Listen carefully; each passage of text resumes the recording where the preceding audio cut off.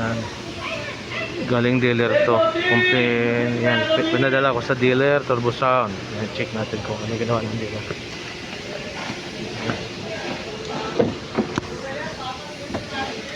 Yan. Check natin kung pinalitan nila ng turbo. Okay, problema nito turbo eh. Madalas to sa Reso 6 turbo.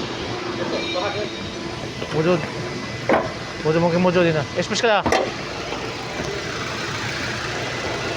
Tingnan natin kung pinalitan ng turbo. Yan.